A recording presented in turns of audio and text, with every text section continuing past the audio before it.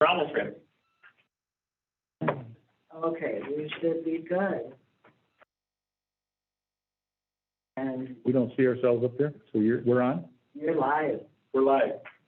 Okay, we had a little bit of difficulties there, technical difficulties, but I think we got them all worked out, and I think everybody's logged in that was supposed to be logged in, that we're after 6 o'clock.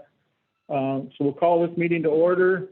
The Board of Adjustment hearing, the notice posted in accordance to Wisconsin statutes 19.84, open meeting law. That was met, Jason? Yes. Okay. You have it. Some copy, okay. File. Okay, we got it, okay. And then if we can ask the secretary to read the notice of public hearing? Notice of public hearing, State of Wisconsin, County of Burnett, Monday, July 19th, 2021, at 6 p.m. at the Burnett County Government Center in Room 165, Town of Neenan, Siren, Wisconsin, regarding the following. Variance 2122, Grable. Public notice is hereby given to all persons in the town of Webb Lake, Burnett County, Wisconsin. Tim Grable has made an application relative to a proposal to vary the terms of the Burnett County Land Use and Shoreline Protection Code of Ordinances as follows. To leave various retaining walls which were constructed without land use permits, which don't meet required lake setback and side setback on Webb Lake, located at 3057 and 3061 Holiday Acres Drive in the RR1 zoning district, lots 9 and 10, volume 27, page 234, section 1741-14. Variance 2123, Chelmo. Public notice is hereby given to all persons in the town of Oakland, Burnett County, Wisconsin, that Dan Chelmo has made an application relative to a proposal to vary the terms of the Burnett County Land Use and Shoreline Protection Code of Ordinances as follows. To construct a 10-foot tall chain link fence with screening within the lake setback on Devil's Lake, located at 7162 South Devil's Lake Drive in the RR1 zoning district in Government Lot 4, Section 334016. Appeal 2101, Chelmo. Public notice is hereby given to all persons in the town of Neenan, Burnett County, Wisconsin, that Dan Chelmo has made an application to appeal the decision made by the Land Use and Information Committee in reference to conditional use permit CUP 2109, located at 27060 State Road 35 in the A2 zoning district in the section quarter of the northwest quarter and the southwest quarter of the northwest quarter, section 43916. Hope I read that right. Okay, thank you. And then do we got approval of the agenda order? Motion to approve the agenda order. I second that. Second, got a motion and a second. All in favor, signify by saying aye. Aye. Carried. Okay, and then it's kind of a summary. So the board members have visited the sites. Public comments, will have a 3-minute time limit. We've asked that you state your name and address and reason for your comments. The hearing is being recorded, so we ask that only one person speak at a time. The board asked that one person from announced variance be designated by the applicant to present their case before the board. The board will then ask for public comments and any received correspondence from local authorities or neighbors concerning announced variance. Then the board will close that portion of the hearing and deliberate amongst ourselves, asking any questions to clarify items of concern. A vote will be taken before moving on to the next variance. Also, applicant, local officials, and DNR shall receive within 30 days a letter summarizing the hearing, also including information on applicants' rights to appeal the decision in circuit court within 30 days. Any person aggrieved by this decision, or taxpayer, or any officer, department, board of review, or bureau of the county may, within 30 days after filing of this decision in the office of the Board of Adjustment, commence an action in circuit court seeking remedy available by certiorari. With that, we'll start the first one. Let's get our paperwork here.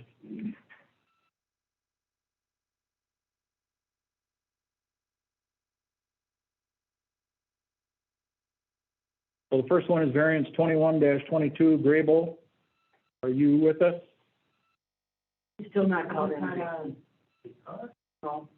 We do have Mark Crosby, who's a representative. So I'm on it now. Mark, are you on? Yes, I am. He's on it now, but he's muted. So is he? Oh, He called in. He called in. He's calling the wrong room. He's, Does he know? We're having just a little bit of trouble for Tim Grable getting logged in here. Just give us a minute here to sort through this. no. He's not on here either. Lost him now? That's great. We do not have the number he has provided on either. Let me ask what number he called in on. Maybe.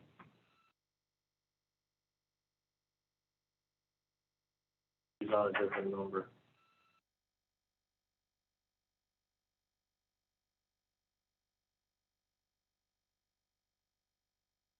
Yeah, this is Mark Krause speaking. I know he has like an answering service through his business, and so that's why I usually end up calling that one, but I'm not sure what his personal number is.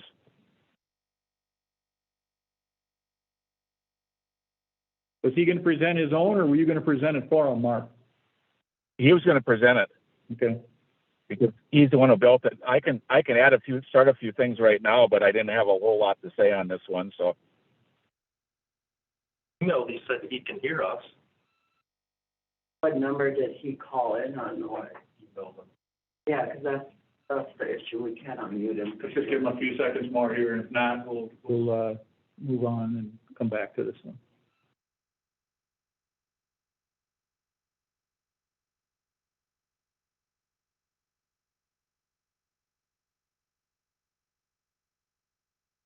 Hey, Tim, I sent you an email asking you what number you called in on. So if you can email that to me, the phone number you're using, so then we can verify you called in and unmute the correct number.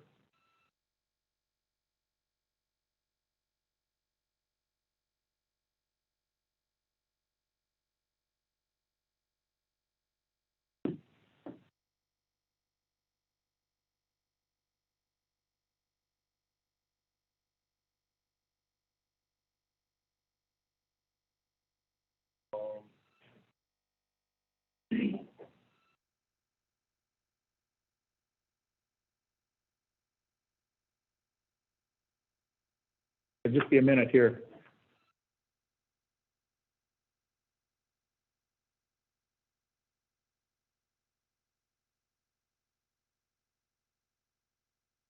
You got it. Tim, are you there? Yes, can you hear me? Yes, we can. Great. Perfect. I was trying to call my cell phone too. I didn't know what was going on. Yeah, if you, Sorry. that's kind of a summary of where we're at here, and go from there. Yes, I could hear you guys fine. Okay. So do I start? Yep, we're ready. Okay, well, we're talking about the rock wall, the retaining wall that was put in.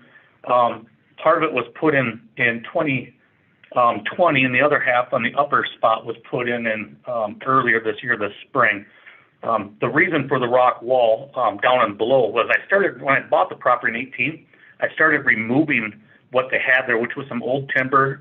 They had some brick, they had some stone, they had an old dock section in there, and even an old mattress spring.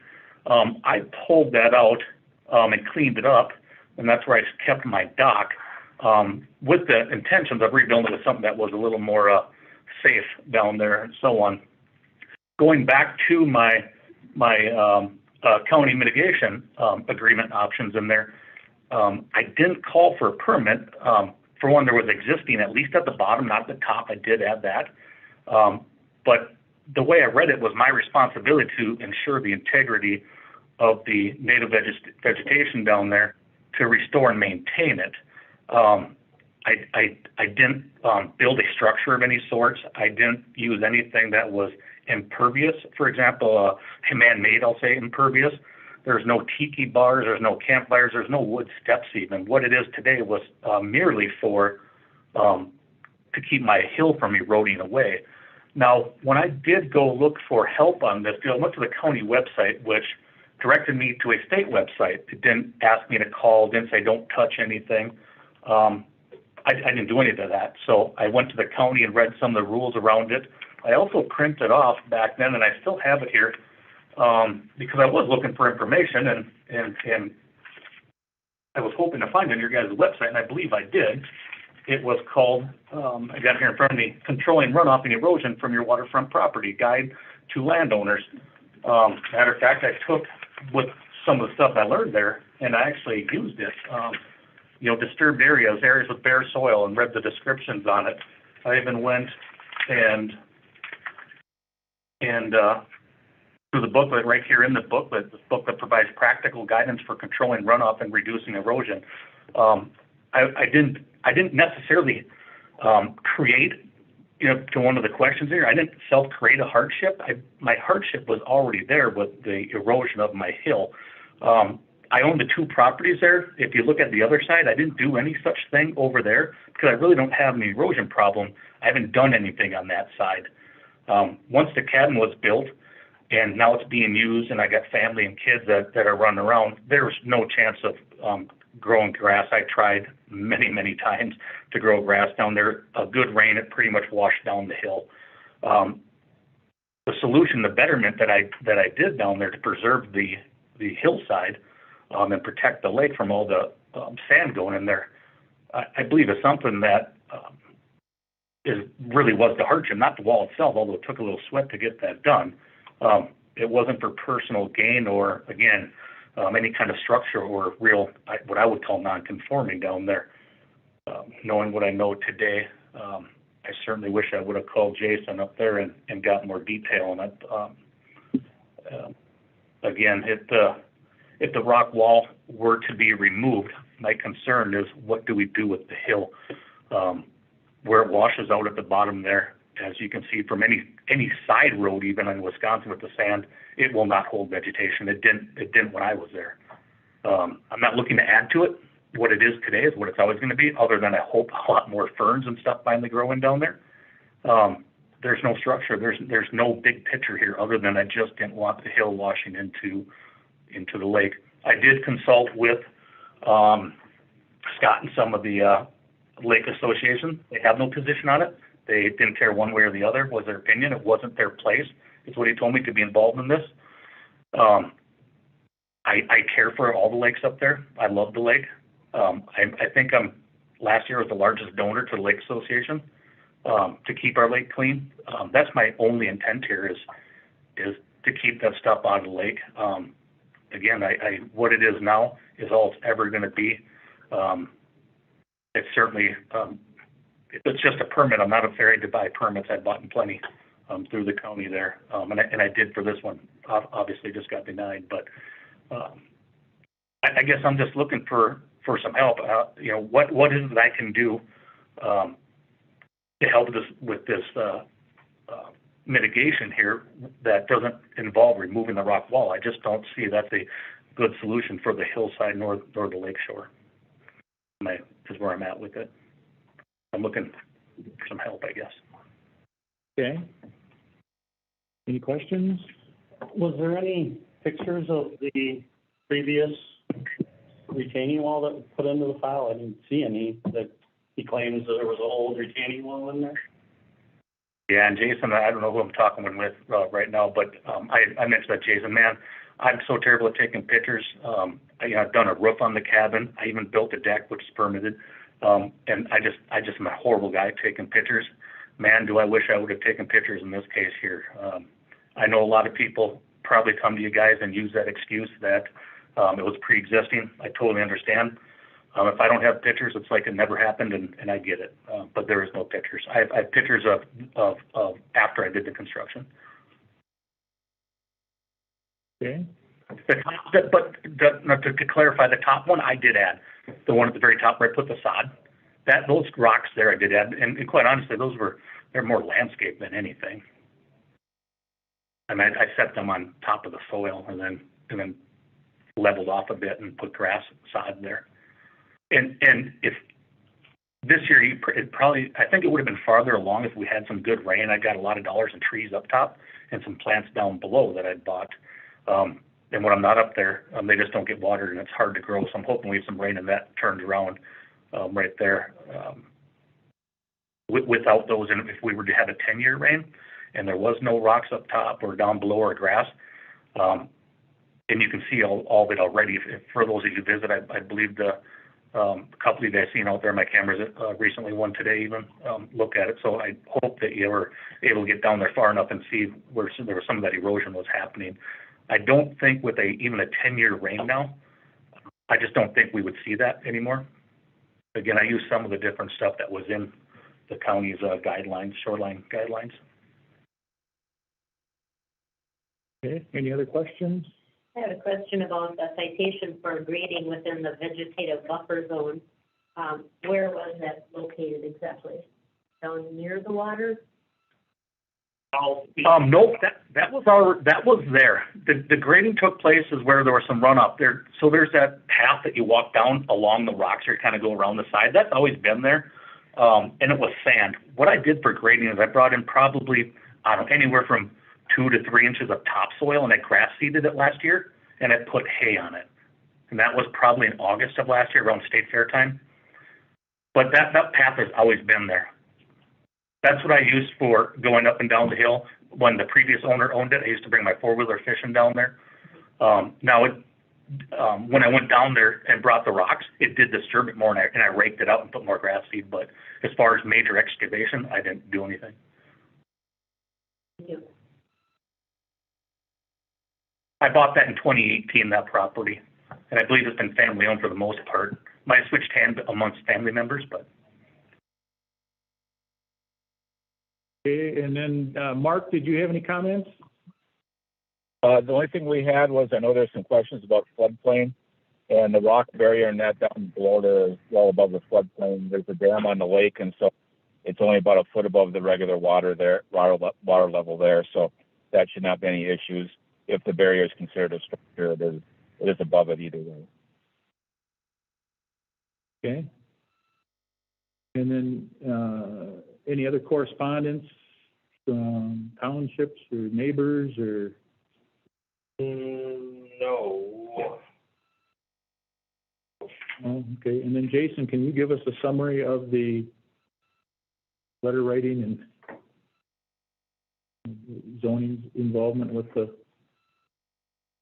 kind of a summary of all the citations and all that stuff? Yeah, started and what happened here. I'm trying to, I don't have a before picture of way down by the lake, but I do have one of further up. I wonder if I turn on the projector, you'll see that. Let me connect to the projector. Okay, we'll just take a minute here for to.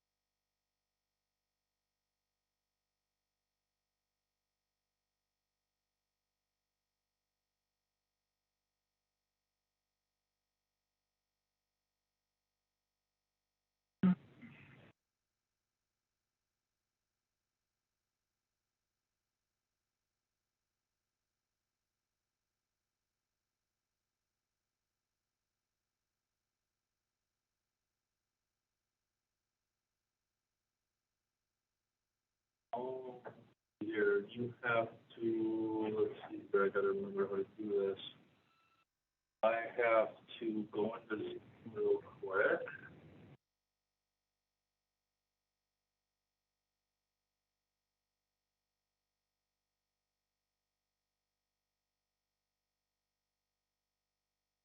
There was things all these in a separate name. Yeah. All three of them were together.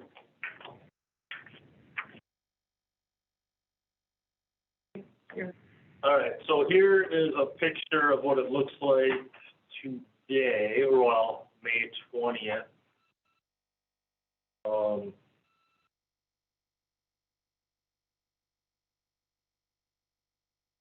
Windows here.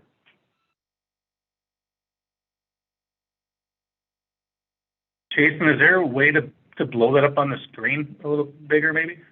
Oh, there it goes, perfect. Yep, that's what it looks like, a little greener is all now. Yeah.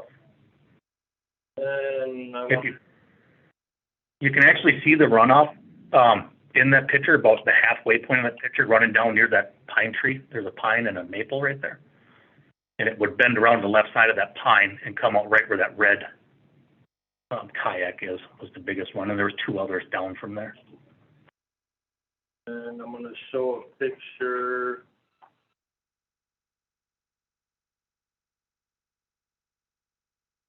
This is before, almost in the same spot.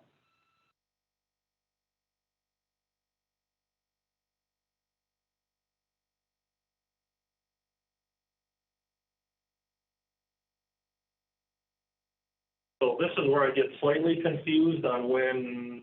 Can we go back? Can we go back to the other picture one? Yeah, I can't share them both at the same time, but I can go back and forth. As a gully, Are we over here? Are we over here with the other picture, looking at that bank down there?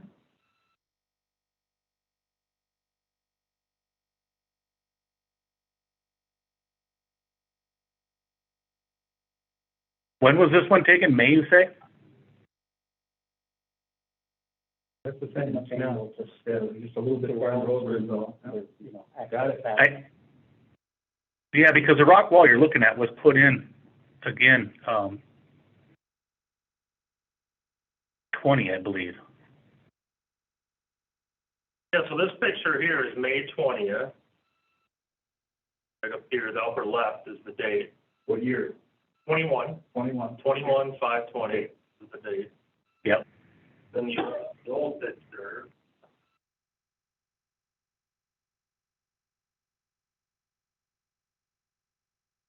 I think what's missing in the other picture, so again, that lower rock wall that's right on the lake down there, again, that was put in a year and a half ago, I'll say, 2 years ago. What's new rock right here in the side of the smaller ones that we're looking at, the left corner of your screen, Jason, those were the ones added in probably April or May, early May, because that's when I did the top part by outside the cabin. That's when I added that and put grass, I put sod down then.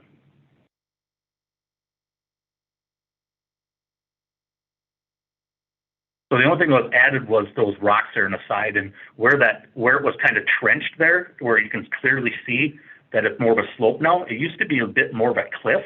And what I did is I hit it with a heavy rake and just made it a slope so the rocks would hit or sit better on there.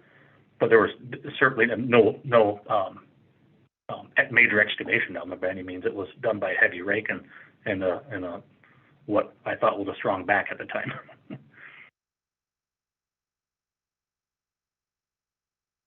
I want to pull up one more picture. I think where these 2 front pine trees are is about where I stacked those boulders. Should be right in front of those.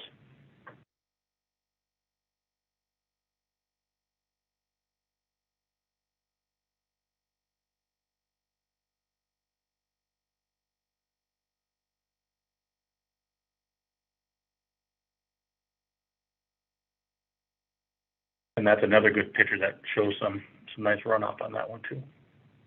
Erosion.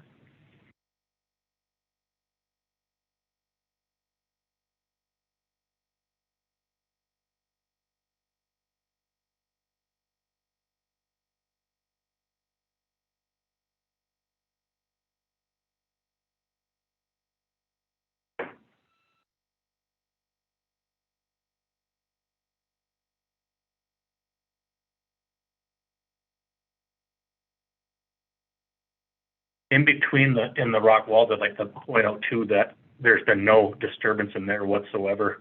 And again, I don't plan on it. I don't plan on stairs or anything.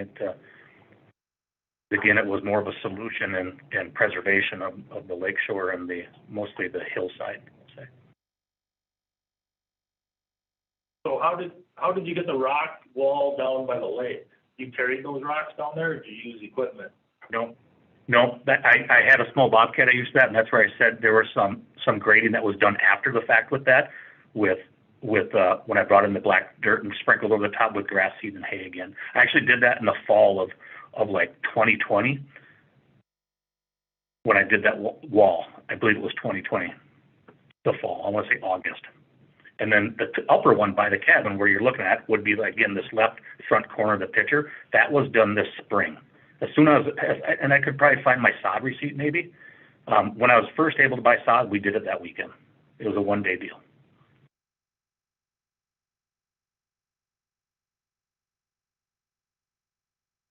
Yeah, the other picture I was just looking for was tree damage where like a machine hit it. Oh, yeah, that's on the right-hand side, right as you go down the hill. I know exactly where you're talking. And that was there's probably a 4-inch pine tree you're talking, Jason? Yep. Yeah, there's a scrape in the bark there. Yeah, I don't think that's going to kill it. I sure hope not. I'm a fan of trees. Again, as you can see, all these trees we're looking at, folks, are in front of my cabin. I love them. I love the privacy.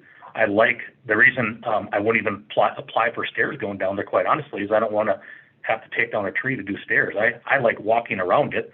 You can get to the lake just perfectly fine there. It slopes so my dad and my in-laws can get down there, and it still blocks the house. We can set up my campfire, and nobody should be able to see my cabin.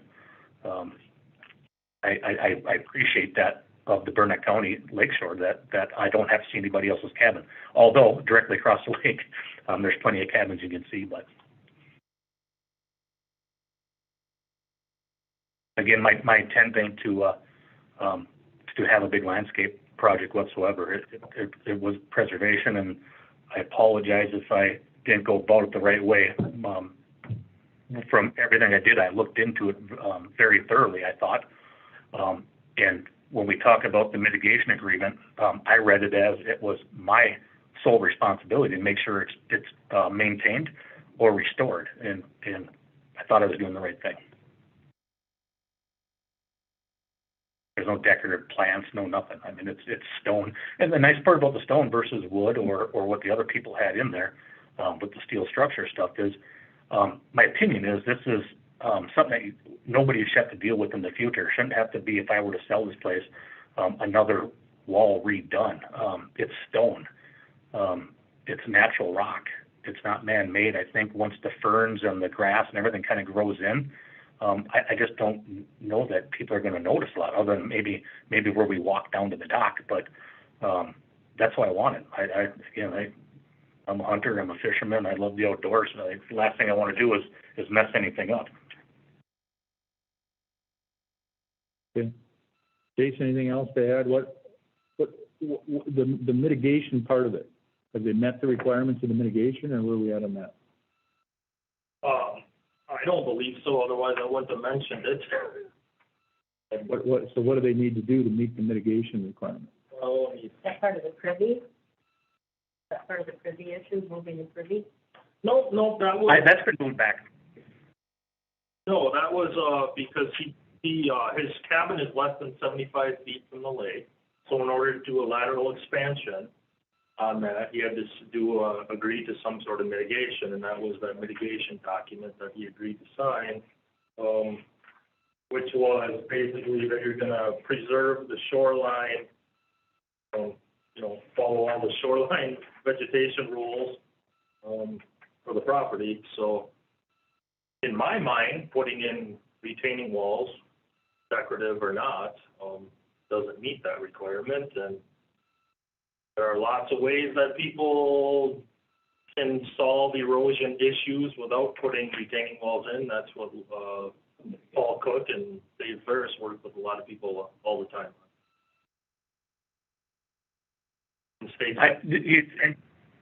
I agree with you, Jason. There's probably a lot of different ways we could slice this deal in hindsight. I've been trying to get grass down my hill in different areas down there since I've owned it on both properties, with no success. And to stand by on heavy rains and just watch it pile up down there wasn't good.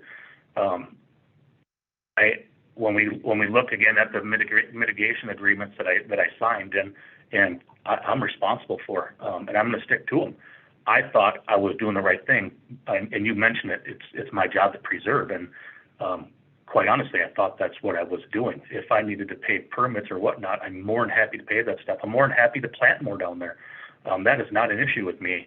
I'm just looking for some common sense help that we can not tear this stuff down, because it is, I believe, it did fix the issue we're having, and I don't live there. I just, no matter what county road you drive on and there's a sand bank, there's never grass or any vegetation on those. I've had it since 2018 now. If it was going to do it on its own, I think it would have done it by now. I just don't know. I'm willing to work with anybody on this deal. I certainly don't want to fight with anybody on this. I just don't want the hillside washing off, and I certainly don't want it going in our lake. Okay. Any other questions? No? Okay. We'll close this portion of the hearing then. We'll deliberate amongst ourselves, and then you will hear the decision yet tonight.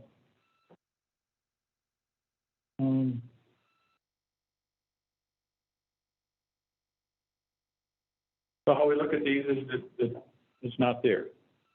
You know, as far as unnecessary hardship and that self-created and that we look at this, would we have allowed this? Wasn't there. I think the three criteria, certainly we've got a unique lot with the steepness of this and the grade and everything else. We've got that.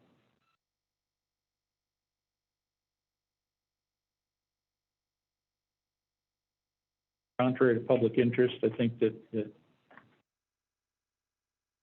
preventing this from washing out and going down the hill is the ultimate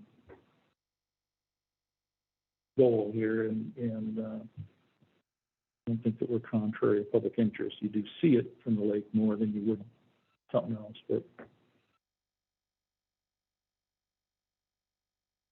necessary hardship, we do have the washing out in the bank. Probably we've got erosion issues that they're trying to resolve.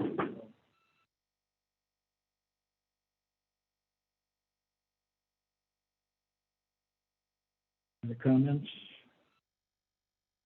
I want to ask him to try to use some of those shoreline, not with them grass, some of those maybe more hardy. I don't think we do that. I think that then you get Dave Ferris's office or whoever, right, whatever group that is, to help them with that. Right. You want to make Yeah. correcting this, or? Mm-hmm. I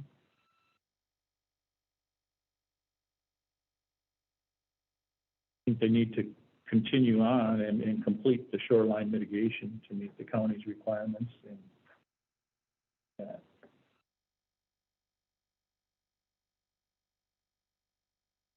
as far as I'm concerned, I think that the rock could stay. I think it's beneficial in what it's doing.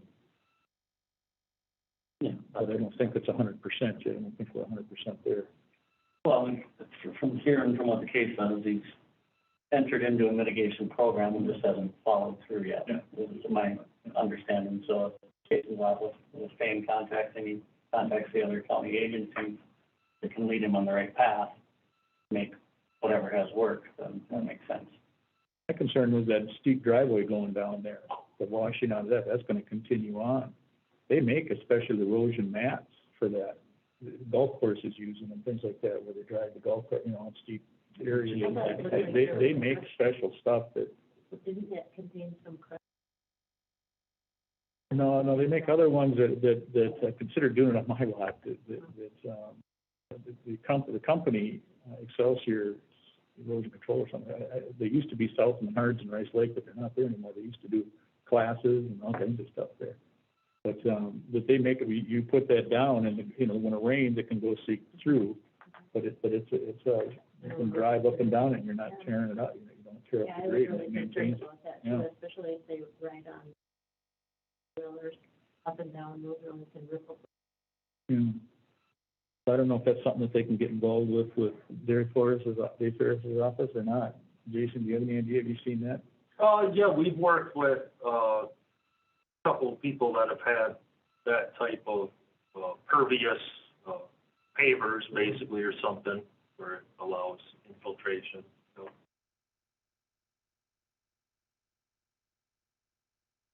I think something should be done on that driveway too, if we're gonna do this, otherwise it's gonna continue to. I do too.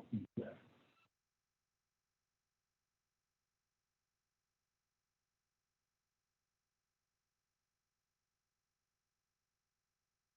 Should we, Any other comments or money motion or? what should we approve it to let him, leave the retaining wall but work with Dave Harris to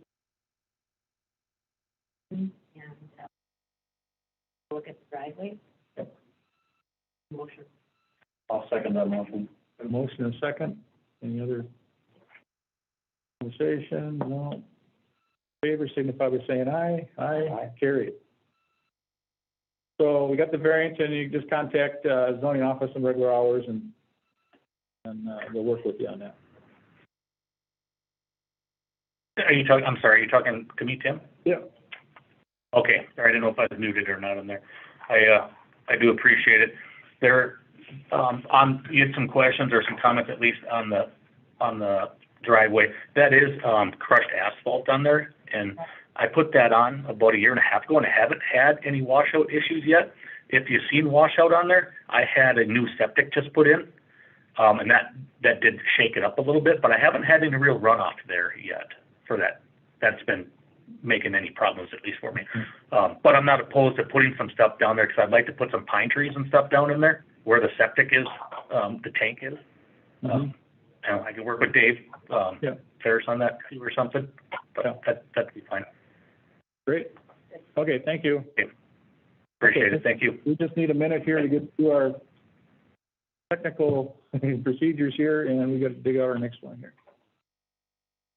The next one, variance 21-23, Chelmo defense. What's our next one?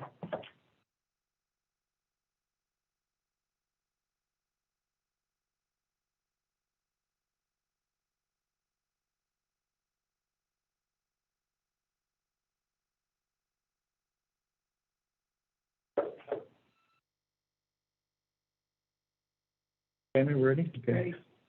Okay, variance 21-23, Chelmo, do we have somebody there? Daniel Chelmo, I'm here. Can you advise on the volume?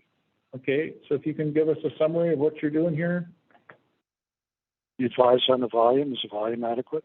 Yes. Yes.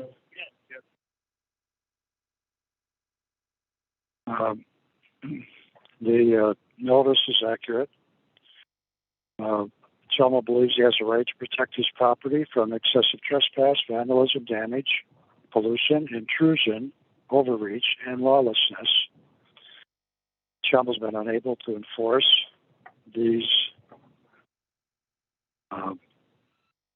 trespass, vandalism, damage, pollution, intrusion, lawlessness by his neighbors. County ordinance provides use of a petition to variance as a legal option for an individual to request extra protection of their rights where an individual believes they can provide evidence that the existing ordinance does not provide adequate protection. That's the purpose of my petition. Chelmo believes he should not have to call the county sheriff every time neighbors commit illegal or non-life-threatening actions. But the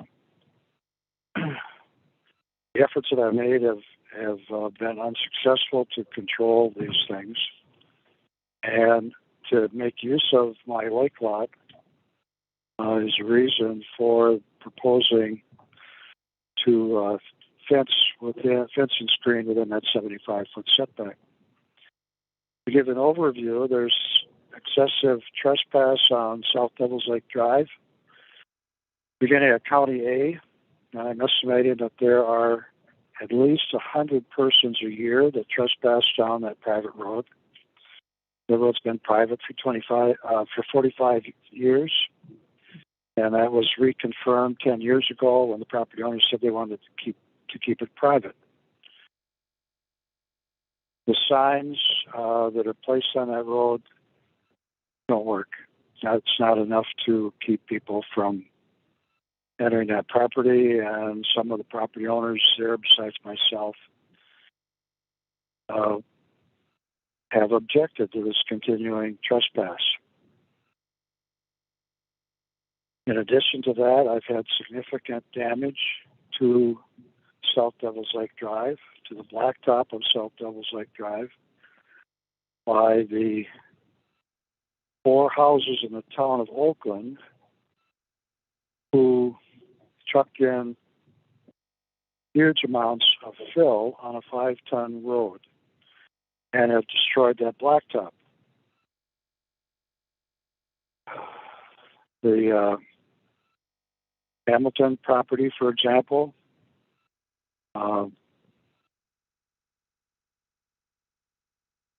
I will include Donald and Susan Hamilton, Tim Stoffel and Rose Catapano, Douglas Thompson, and then Eugene and Darlene Close trucked in more than 30 million pounds of fill. There's a state law, an overweight fine if we would convert that weight to overweight, and would have used that state law. The fine for overweight would be $3 million. For example, an empty dump truck on a round trip would be a $5,000 overweight fine. Now, Hamilton told me he didn't cause any damage because he used half loads, whatever half load is, but recognize that a half load requires twice as many truckloads, and if you do the math, it comes out a wash. Now, maybe a half load would help if there were only a couple, but not for that many loads. DOT study shows the weight of one loaded truck is equal to the damage of 9,700 cars. This comes off the DOT website. In other words, 9,700 cars driving back and forth on South Devils Lake Drive would equal the damage caused by one truck. So we do the math. Those 4 property owners could drive in and out of South Devils Lake Drive for 1,100 years, twice a day for 1,100 years, equal damage from what they trucked in.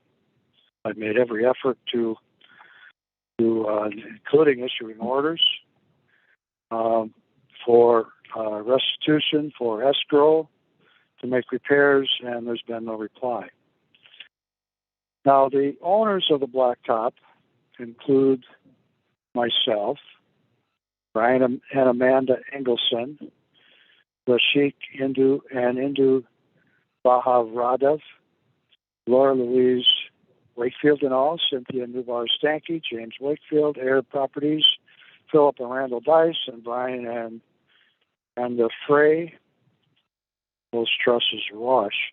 So there are 8 property owners in the town of Menan who have the roads destroyed. And based on a maintenance document prepared by my attorney in 2012, David Grendel, you break it, you fix it. Based on... Excuse me, we're here to listen on this for the fence. What does the road damage have to do with this fence? The fence isn't even going to stop that road traffic. We're here to hear about the fence. That's what this application is here for, the variance for a 10-foot high fence. That's what we're here to discuss, not the road. Okay, then I'll move forward with the photographs that I sent with the application. Again, on the Wallace side, I guess the first one is the site plan.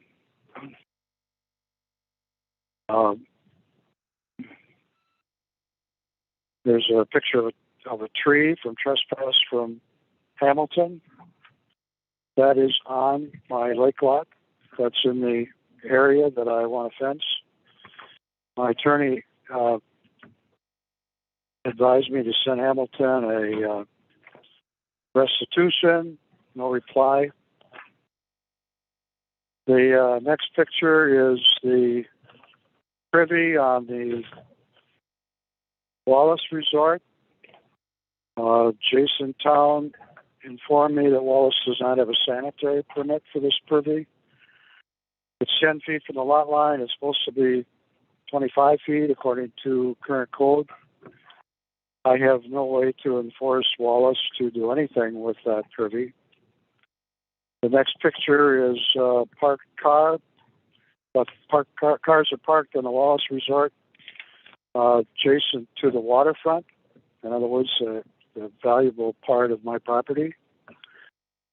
Both the parked cars and the Privy are adjacent to my lot, but they're 100 feet from the Wallace Resort cabin. And it is extremely intrusive and lowers the value, use, and enjoyment of my property. To have cars parked and the Privy is not permitted.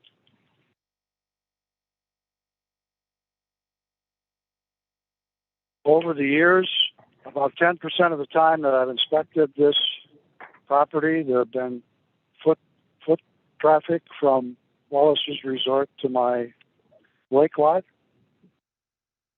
Again, with high water, nobody's walking that, but there is trespass from Wallace's Resort. Let's talk about this waterfront for a few minutes. I don't have a picture of that, but if you were there, you saw that there's dense understory.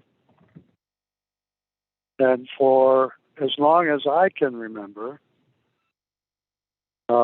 this part of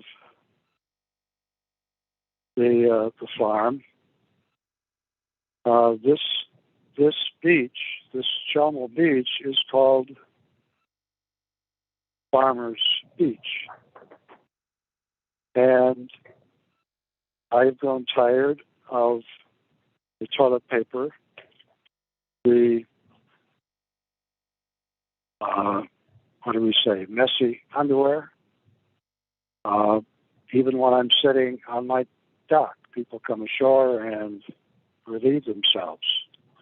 I don't fault them. I mean, Devil's Lake is 1,000 lake, and there's only one public bathroom.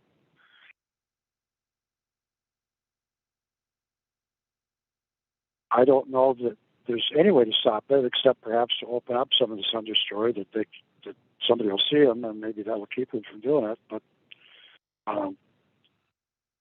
25 years, this property's been used as a public bathroom.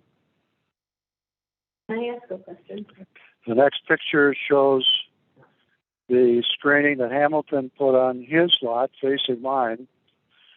One of the screens he installed so he wouldn't have to look at the snow fence that I put up on the lot line to keep his contractors from driving from my lot onto his lot. I don't know why he had to drive on my lot.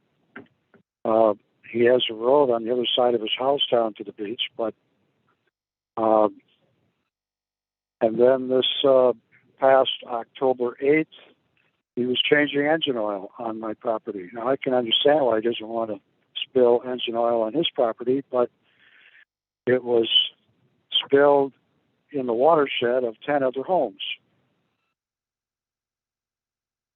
These barriers that Hamilton built, I mean, I have 70-year-old corrugated steel at the farm, and I don't have any as rusty as that, and I desire to screen that. I don't care if he leaves them there or whatever. I just don't feel that I should have to look at the intentional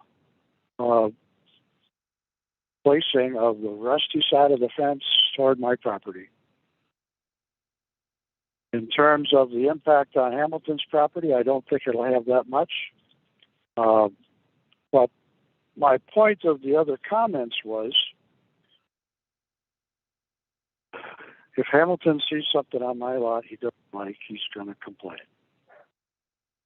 And I've documented in my file more than a dozen complaints that he's made to the county and the town board and about all kinds of things Chelmo should.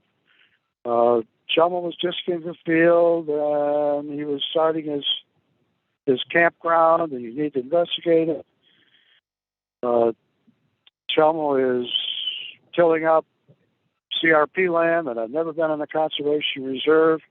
Chelmo is flooding out Eugene Close's house when in fact the file says by Jason Town staff that that's not Chelmo's fault, that the observation of the inspector on site to inspect the Eugene Close property was that it was that inspector's opinion that the problem with water on Eugene Close property was caused by the neighbor Douglas Thompson filling his lot. And so I received, there's a long list of these faults, nuisance, personal complaints by this neighbor. For example, Edwin Chelmo is to blame for all the problems in Devil's Lake, and Daniel Chelmo is doing the same because they sold lake lots. My father created $2 million of assessed value for the town of Meenan. I sold a couple lake lots. I created $1.25 million assessed value for the town of Meenan. And it was land that was zoned to be developed. My father was forced to sell because of taxes. I was forced to sell to make payments to buy this farm from my estate. And I'd like to remind you that every one of the complaints become a public record. I can't erase them. They're false, they're lies, they're based on somebody making some up. Chelmo's going to destroy Devil's Lake. Chelmo's going to destroy Yellow River. I am looking at this fence as being the last step that maybe will send a message to my neighbors, the lake property owners. Can you just leave Chelmo alone? Can you just allow him to build a house? For all of my life, I looked at the lake desiring to have a cabin on the lake, desiring for a place for my children. And my neighbors do not want me to live there. They don't want me to have a camper there. They don't want me to be at the farm. And instead of going through that long list, I would like to read one email, September 5 of 19. Hi, Jason. Good morning. Hoping you and your family enjoy a nice Labor Day. Two things. Mr. Chelmo arrived on the property on Saturday and has been busy with farming activities, mowing fields, chisel plowing, and disking. Item 2. Dan Chelmo moved his RV from the Lakeshore tax parcel 33620 on July 12, 2019, but then he moved it to another parcel he owns in the Shoreline District, tax parcel 33460, and the RV has been parked on this parcel for over 30 days without a permit. Below the dates, Mr. Chelmo's camping unit has been parked on this parcel: June 12 to 30, 19 days. July 1 to 12, 12 days. August 31, 1 day. September 1 to 6, 5 days and counting. Total 37 days.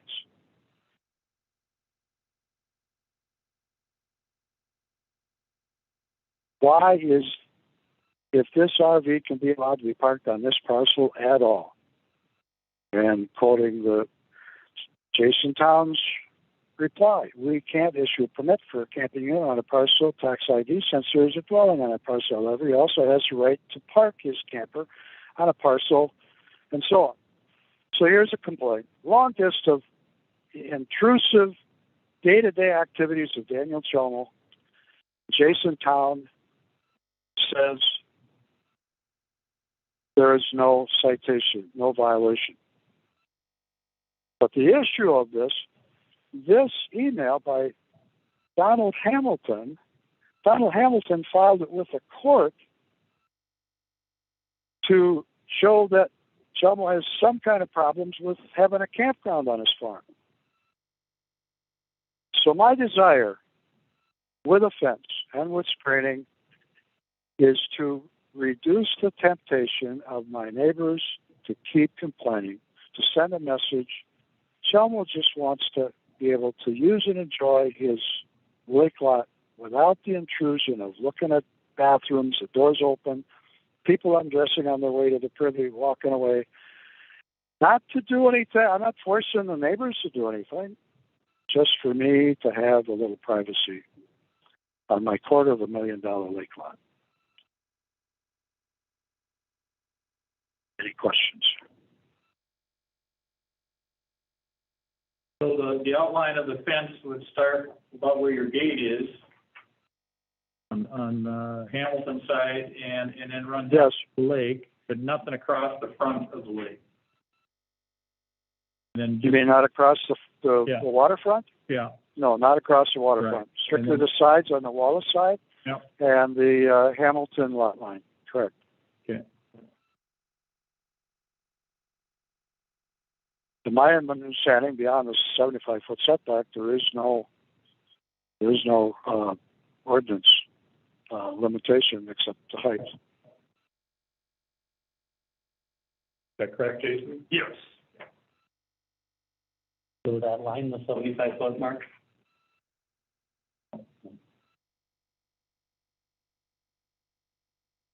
Just the 35-foot buffer. Okay. Oh, yeah, the second line, I think that's the 35. Okay. I have a question, Jason. The Hamilton fences that were put up, are those legal? I think they're at the 75-foot setback, They, because I looked at them from the look check. like they're Yeah, keeping the house. I think that's 35. This is 75 feet.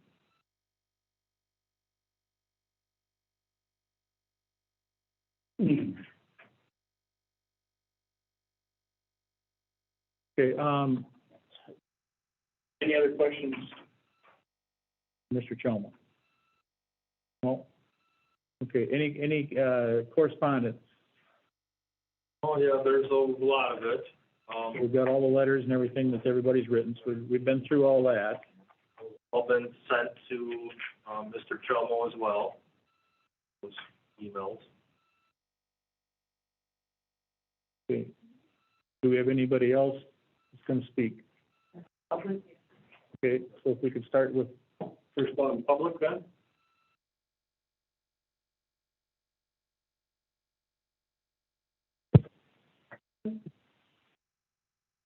Don, are you there? Hello? Yep, Don. So we asked that you limit it to 3 minutes, your comments?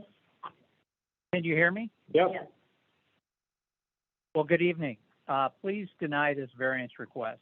Dan Chelmo has failed to demonstrate his property meets the 3 Burnett County requirements to qualify for a variance. Number 1, unique property limitations. Chelmo accurately states in his application there are none. His application thus should be denied. To qualify for a variance, the applicant must demonstrate there are unique physical limitations on his property, not to just send a message. By his own admission, there are none. Second requirement, unnecessary hardship. The application fails to demonstrate any unnecessary hardship because the circumstances of this applicant are clearly self-imposed.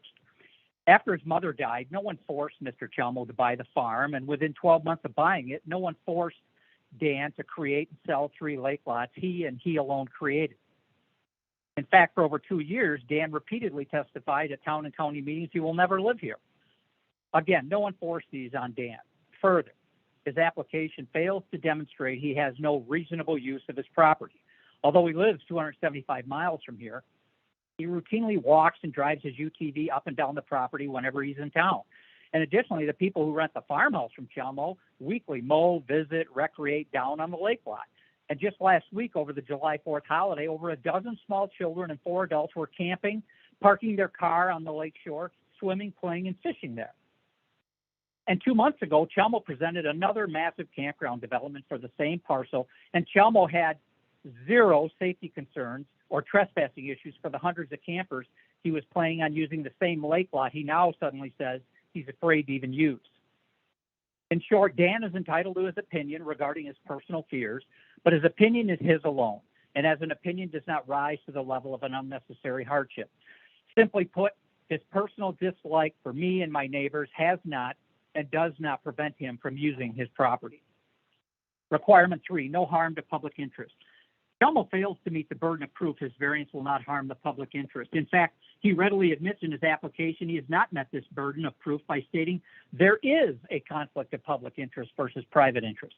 By his own answer, Dan knows his fence will harm the public interest.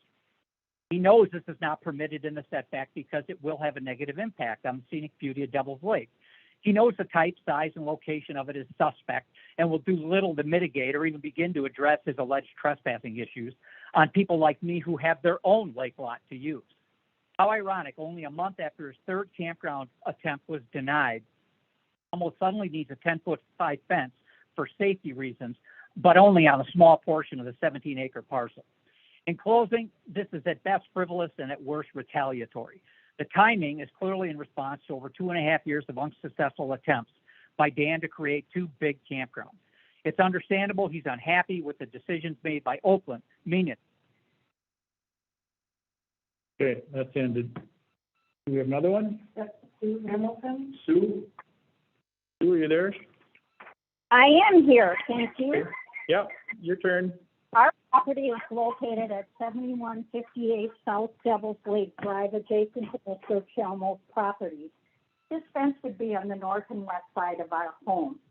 I believe anyone, absolutely anyone who has read his 57-page variance application can get a sense as to what's really going on with this fence. There is no practical reason for a 10-foot fence, especially a fence anyone could walk around in under 30 seconds.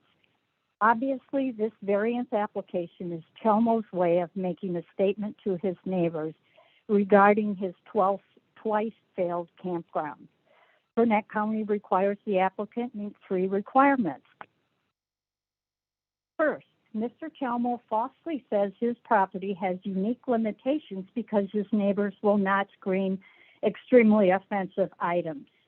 Mr. Chelmo dislikes the well-maintained 60-year-old Privy on the Wallace property, and I'm just finding out tonight, obviously hates our corrugated antique metal on a privacy fence.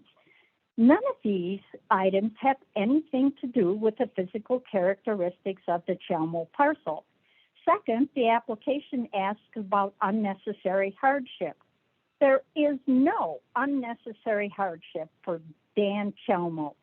Only frustration that his property is located between landowners who only a month earlier voiced their opinions against both of his campground cuts. And thirdly, the application requires there is nothing to result in harm to public interest. I honestly believe Mr. Chelmo knew exactly what he wanted to do. He knows a fence of this magnitude will do nothing but cause a negative impact on this corner of Devil's Lake, which, by the way, is home to a youth camp, Herbal Camp. The camp has up to 600 campers every summer. Can you imagine the questions parents might have about this fence? And he claims he needs his fence to keep boaters off of his lot.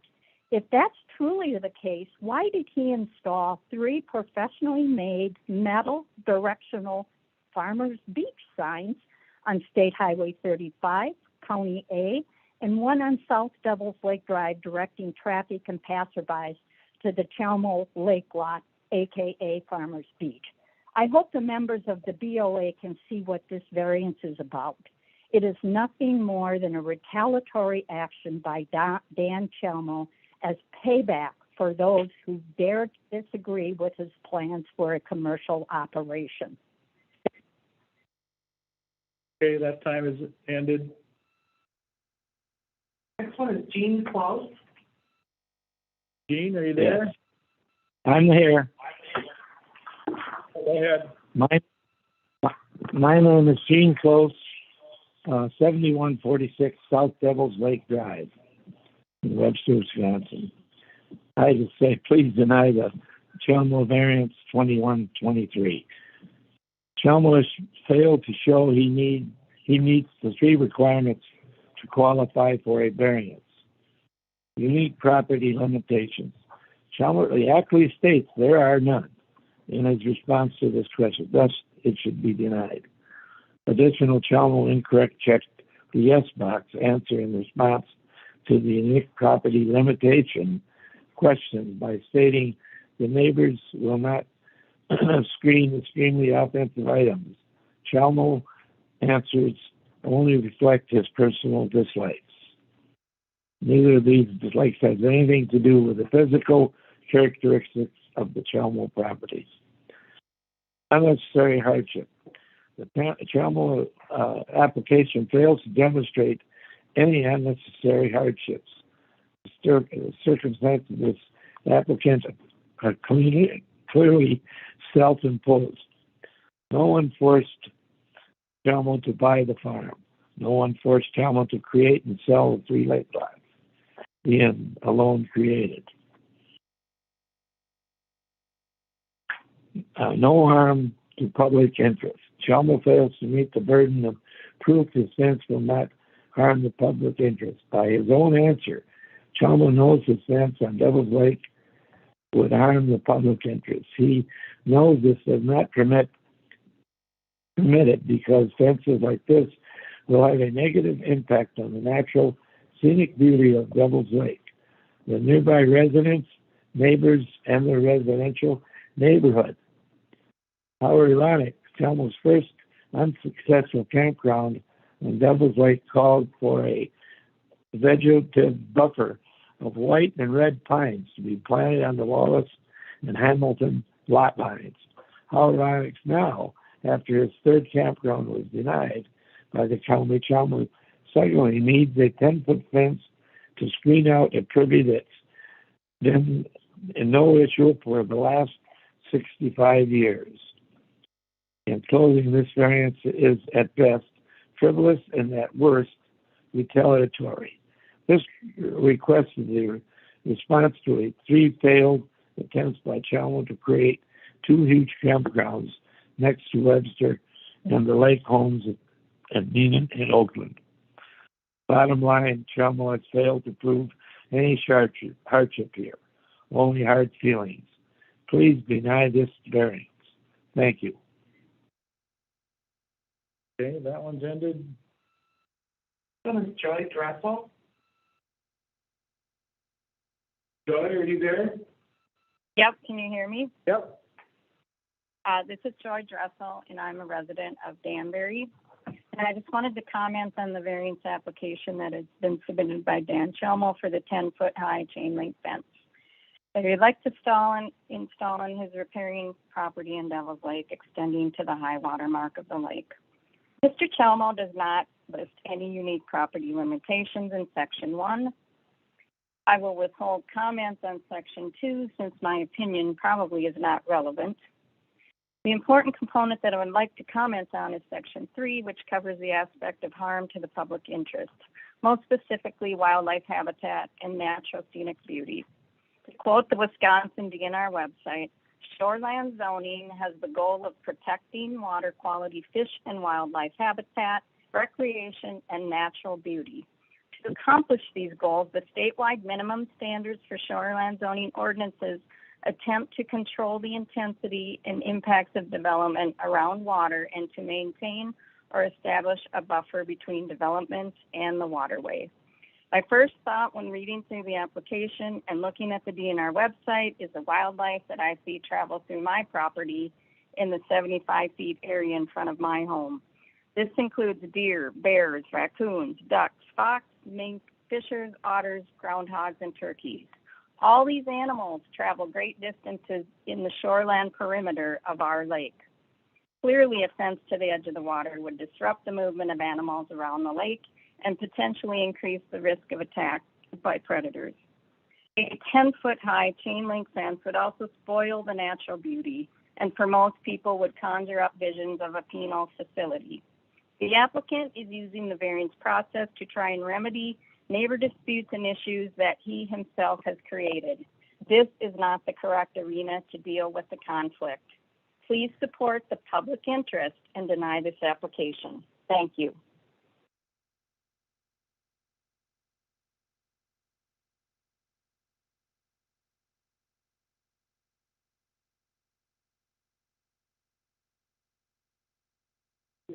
Yeah.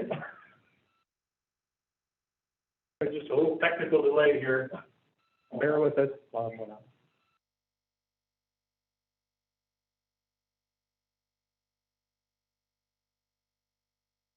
57 more seconds, we're good.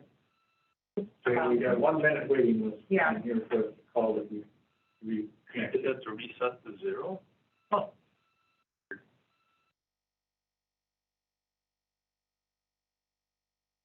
Caller is Tom Wallace. Okay. Tom, are you there? Not yet? Go on to talk. Can you hear me? Hang on just a second. We got a little technical deal. We got a little glitch here we're fixing. Okay.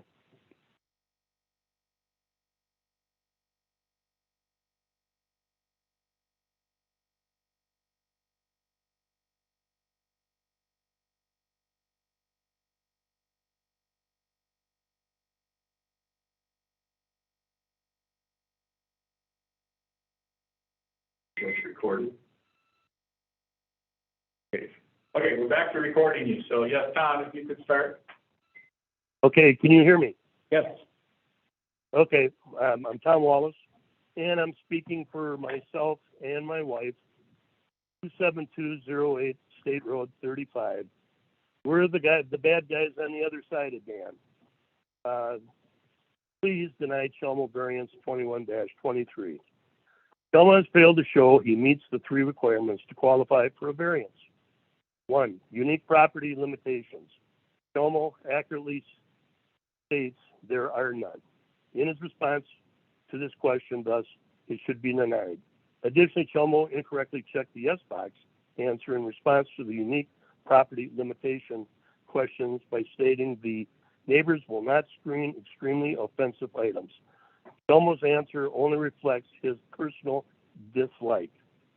Neither of these dislikes have anything to do with the physical characteristics of the Chelmo property. 2, unnecessary hardship. Chelmo application fails to demonstrate any unnecessary hardship. The circumstances of his applicant are clearly self-imposed. No one forced Chelmo to buy the farm. No one forced Chelmo to create and sell 3 lake lots he alone created. Qualify for a use variance. Chelmo fails to demonstrate he has no reasonable use of the property. Although he lives 275 miles away, he also said at one of the meetings that he would never move here. Routinely drives his UTV up and down the entire property. Additionally, the people who rent the farmhouse weekly mow, visit, play down by the Chelmo Lake shore with no issues. Just last week, he had, I would say, at least a dozen kids, and there was a bunch of adults. There were 2 trucks. One was a pickup, one was a minivan. We're camping, swimming, playing, and fishing on the Chelmo property. And 2 months ago, Chelmo had 0 safety concerns for the hundreds of campers. He wanted to use the same lake lot. He now says he's afraid to even use. So he kind of speaks with a forked tongue. So Chelmo dislikes his neighbors, does not prevent him or his guests from using the property. 3, no harm to public interest. Chelmo fails to meet the burden. Proof his fence will not harm the public interest. By his own answer, Chelmo knows his fence on Devil's Lake will harm the public interest. He knows this is not permitted because fences like this will have a negative impact on the natural scenic beauty of Devil's Lake. The nearby residents, neighbors, and residential neighborhood. How ironic, Chalmo's first unsuccessful campground on Devil's Lake called for. Okay, that 3 minutes is up. We have Doug Thompson. Doug, are you there? Yes, I am. Can you hear me? Yep, you're next. Okay, I'm Doug Thompson. I live at 7150 South Devils Lake Drive. And I believe that you should not give Dan Chalmo the variance application. I'm a concerned neighbor. I understand that Dan has failed to provide proof that this property meets at least 3 of the following requirements to qualify for a variance. A minimum, he has not shown that, number 1, he has unique property limitations. Number 2, that he has not undergone necessary hardship and has not been able to provide proof of this statement. And lastly, no harm to the public interest. The Chalmo application fails to meet the burden of proof in variance requests, will not harm the public interest. Dan Chalmo seems to be providing this variance request in response to his hard feelings and not hardship in this unproductive effort to add campgrounds and seasonal housing that has been denied. And also, I feel that if this ever did pass and he was able to build this fence, you better get ready for a whole lot of other people building fences, because every time somebody has a problem with their neighbor, they can just throw up a fence. That's all I have to say. Thank you for your time. Okay, that one ended.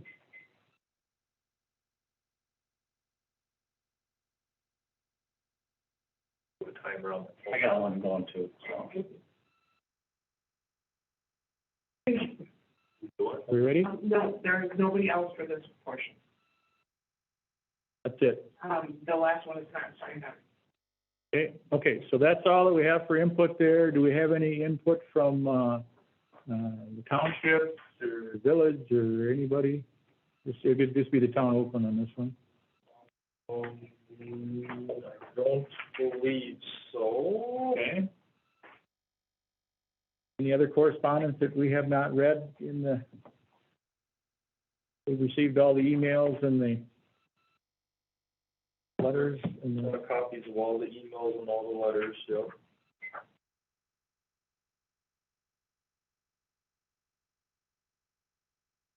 Nothing from the town. Nothing from the DNR. Okay. Anybody have any other questions for Mr. Chalmo? Okay, we'll close this portion of the hearing and we'll deliberate amongst ourselves and we'll hear the decision shortly. Okay, this one, the 3 criteria, I think are impossible. The unnecessary hardship offense just doesn't work. My 25 years or so on here, and I asked Marvin in his 40 years, I don't remember ever doing a fence. We've never done one. Fences are allowed to 75 feet, and then from there down, then they're not. Back. Yeah, back 75. So, to meet the 3 criteria, you can't meet the unnecessary hardship. You can't meet.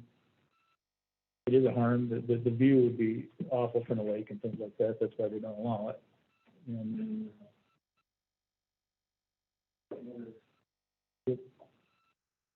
unique property. There's nothing unique here about this property. I think there's other ways to solve the problem with security cameras or deer cameras or something to catch people doing something that they're doing that they shouldn't be and things like that. I think that's a better alternative than putting up an eyesore fence. Too, that, a tree barrier between the Wallace Privy would be an ideal situation if we wanted to look at something that would retain the natural beauty of it and also give them privacy on his lot. I thought that the Hamilton fence was hardly visible with the pine trees that have grown up around it, so I can't see that this fence would improve the aesthetics of that in any way. And further, putting it on the sides isn't going to keep the people who are coming to use his lot as a bathroom off of the lake. It's not going to stop that, so it seems like it's You can't stop that. right. And the car is parked next door. I have that all my neighbors park right to the property line. I mean, that, on the lake, that's what it is with tight lots, you can't get away from that. Yeah, every. Yeah, I don't feel it meets any of the three criteria. Do we have a motion? I'll make a motion to deny a variance 2123 Camel. A motion, do we have a second? I second it. Any further discussion? Being in favor, signify by saying aye. Aye. Carried. Okay, so we have the verdict there, and we'll get ready for the next one.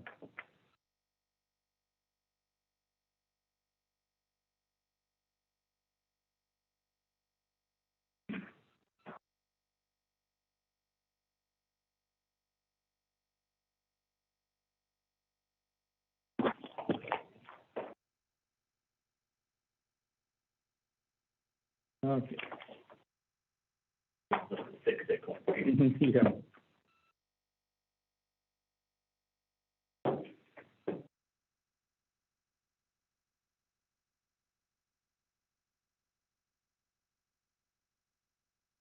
You guys, Pam, you ready? Ready? We have the representative on as well. Hey, can you state your name and go ahead and present the case? Anybody there?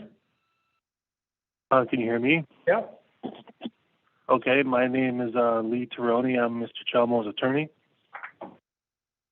And if you want just one of us to speak to keep this simpler, I'll get started. I'm not on the 3-minute timer, though, am I? What's that? That's what we prefer. They have one main speaker. Okay, that'll be me. Okay. And I'm the presenter of the case. I'm not on the 3-minute clock right now, am I? No. Okay, thank you. As much time as you need. Thank you. Sure. Well, I submitted the legal arguments and a cover letter is why I should be the presenter of the case. I mean, the underlying materials are in the packet that the committee had and such, the campground proposal by the Yellow River. I do want to address two things right off the bat before we get into legal arguments. And one is this recurring theme that application incompleteness. And the applications generally are complete. And that follows right from the ordinances of the county. I think people aren't looking at the right ordinances at times. It starts with County Code 60-357. The county zoning administrator develops and maintains a conditional use procedure. So in this case, in your county, this goes to Jason Town. He basically determines if it's complete or not and sends it on to the Land Use and Information Committee. So that's where that decision is made, and that's where that authority is given in the county ordinances, who's managing the process. In the application ordinance, which is 30-634 sub A, it states that process that I just mentioned, in that they may require other information if necessary. And in the case of a campground, that other necessary information is answered in, I think it's 30-534, because in that subsection of the ordinances, there's about 5 or 6 different land use intensive activities that require some additional information apiece just because of the nature of them. One of them is like a salvage yard, and there's various other things like that there. And the application procedure just requires a scale map or drawing showing the environs, and that's in 30-658. I mean, those are pretty basic requirements, and that's what's submitted on a regular basis. If you look at any given meeting materials where they're considering conditional use permits, they're virtually all hand-drawn maps or handwritten notes on top of maps printed from a website. That's obviously very much the standard and what's customarily acceptable to the zoning administrator to pass on. So that completeness argument is, I mean, that's it right there, just to go through that. I want to go over briefly the additional documents that I submitted to the Land Services email. And these are the complete minutes of the Land Use and Information Committee Campground Work Group. And I added the highlighter myself to answer that question. And the reason I did that is because a lot of these professionals have been coming before the committee to give testimony on what's appropriate to consider regarding campground applications. And Lynn Markham is the first person on April 30th. She emphasizes that really the assessment of that application should be done initially in a deep way to put forth best evidence and reasoning. It's because of a case called Heartland that basically states the same. And Lynn Markham shared that she did not find any evidence of lower property values being located next to a campground. And I bring that up because a lot of these different professionals counteract a lot of the arguments that are routinely made. That one right there about property values, there's no evidence of it. It says that state specialist in land use activity. And the assessor, Robert Pardoon, apologize in the name if I say it wrong, he also discussed property values, and he has no evidence as an assessor that living next to a campground diminishes property values whatsoever. And he had evidence to present to that. Director Richard Hartman gave a bunch of evidence that it looks like taxes are up, and that basically at best it's inconclusive whether RV parks or campgrounds are changing the data, but certainly the data is not going down in any case. And some of the individuals doesn't really state if they had a specific opinion, but just gave information. The next group of people that had a lot of information that's directly on point to the arguments that are routinely made here are the ones that happened on June 11th. And it starts with the highway commissioner. Mike Huffs basically says, and again, I apologize in the pronunciations if I get any wrong. He's asked directly what's the best area for a campground. And he thought the commercial zone was not better because there's too many driveways, and that a lesser used highway in a rural area was better. I mean, that's his opinion, and that's essentially where the campground at issue is planned to be. And I know there's a lot of arguments that it should be in a commercial zone somewhere else, but here's the highway commissioner saying, no, that's a bad idea. It would be better off in the type of place it is now. And he had testimony from the county sheriff who says they have no increased law enforcement problems due to campgrounds. And she relates that she had 2 calls in, I think, the past year, and it was just help finding someone and got resolved in no time. So again, there's all this law enforcement arguments being made, but there is the chief law enforcement officer of the county stating under a testimony that there's not a problem. And you had Ruth King from the DNR, who does stormwater permits. A lot of this talk about runoff and erosion, that's what these type of permits are for, and that they're required for any type of development of a certain size, including what was proposed. And the whole point of those permits is to ensure that there isn't any runoff, and that's what those do. And she also stated specifically, an environmental impact study is not done, that it's not necessary unless it's very large or just politically impacted. So there's the DNR staff person saying it really doesn't matter because it's not necessary. And a lot of times if she does hear about it, it seems to be just politics.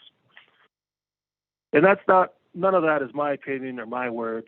Those are independent people, a lot of them county-based people who've got a knowledge base and gave those opinions, and they are directly the opposite of much of the hearsay commentary that's made about these campgrounds.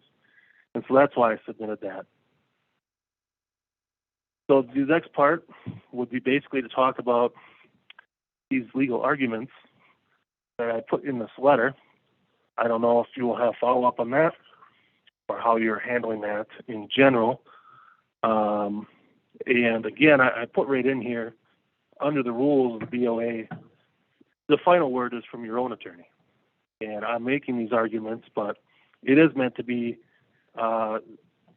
the opinion of your own attorney to evaluate these. And so I make the arguments, but it's for your own person to evaluate them and let you know what they mean. I do go into general due process and how people have to have a fair chance to address these things that are being said. And a lot of times, if you have a meeting at the committee and there's brief presentation, a bunch of comments, and there's no opportunity to address any of those comments. And again, those comments come out like the ones we just heard in that last one. We don't know what those comments are in advance. We come up to the meeting and we don't know what those are in advance. We can't address them in advance, and then we're not allowed to address them after they're made. And that's not fundamentally that much of a fair process, which is required legally to have here. These are property rights, and it needs to be evaluated in the correct way. The motion made in this committee decision was very brief. And I go through each part of that in due part. Starting on page 3 of my letter, number 2, conflict with comprehensive plan was cited.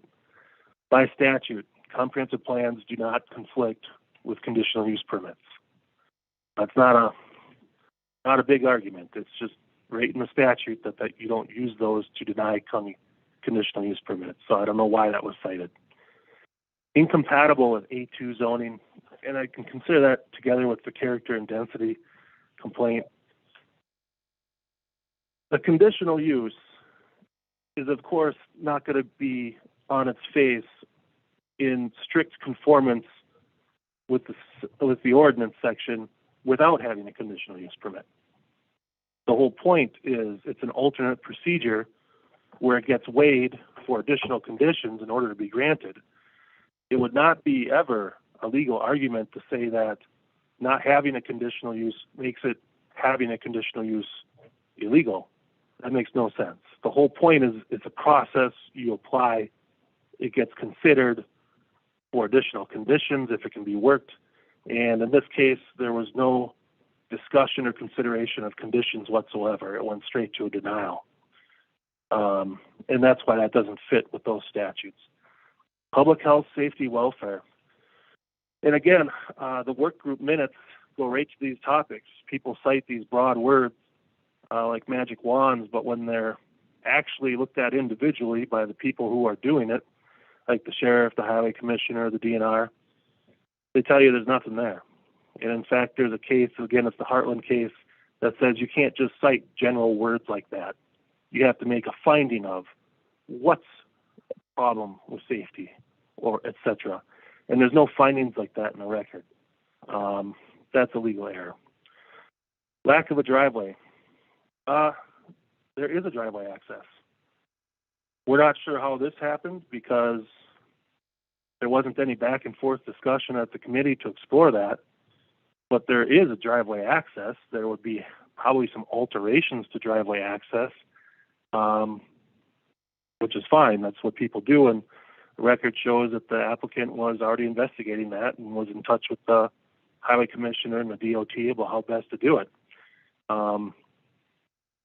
So that seemed like the cart before the horse. It wouldn't make sense to deny it for something that you already have and certainly can achieve just by following the advice of the professionals, the commissioner and the DOT. The opinion by the town of Meenan. They have no land use controls at all. It's an opinion, and I understand that, but I hope the Board of Adjustment understands that it's just that as well, just an opinion. They made no action that has any legal effect at all. They issued an opinion just like anyone else has an opinion. But under that substantial evidence standard, just your opinion is not substantial evidence. When these people have opinions from any source, if there's relevant issues that are brought up, then those can be further investigated to see if they're legitimate or not. And again, that goes right back to the minutes of the work group. If anyone actually asks the sheriff about whether there's law enforcement problems with campgrounds, the answer is clearly no. So just the allegation without any evidence at all backing it up, that's why that's not supposed to be substantial evidence. It doesn't bear any scrutiny. In an opinion by the Village of Webster, clearly they do not have extraterritorial zoning authority. I understand that there's a statute that says you can exercise it if you choose to do so, but they have never done so. They have no ordinance. Never have. You do not exercise the authority unless you go through the steps to actually exercise it. For example, let's say you've got a speed limit of 45 miles an hour, and I get a ticket for driving in excess of 35. And the basis was, well, someday we might lower it. That's not a basis to actually get a citation. It's what the law is at the time. They have to take steps to establish extraterritorial zoning in order for there to be any.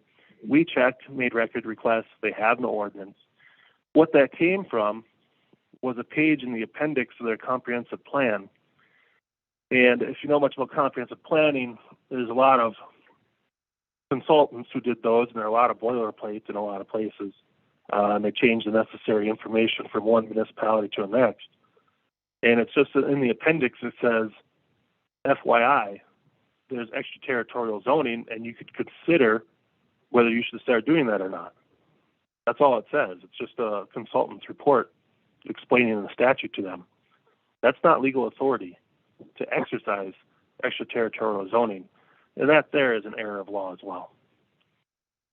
So basically, I went through the thing that was cited in the motion to deny and how it's an incorrect understanding of the law. So I don't see how there's any correct basis for this denial, and that's the basis of the appeal that's before you today. I'm not sure how you want to handle this, or if you have more questions for me on these arguments.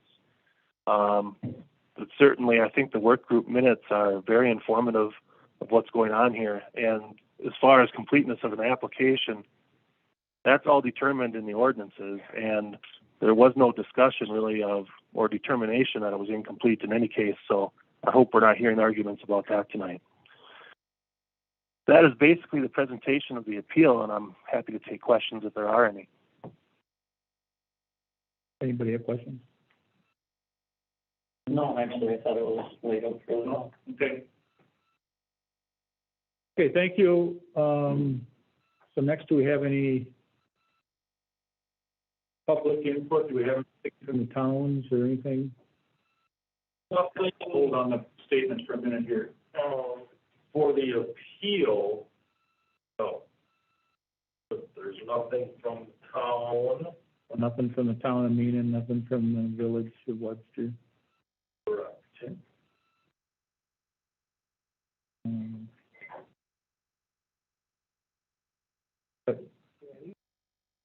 Can we go? Yeah. Okay, so we'll open it up to the public comments. First one. John Hamilton. Don, you there? Yes, sir. Can you hear me? Yeah, we hear you fine. Good evening. Please deny this appeal. I support the county decision to deny Chalmo Cup 2109. The minutes of the April meeting accurately reflect Cup 2109 conflicted with the Burnett County Comprehensive Land Use Plan and was incompatible with the purpose statement of the A2 zoning district. Additionally, many neighbors, multiple lake associations, the village of Webster and town of Meenan all opposed Cup 2109.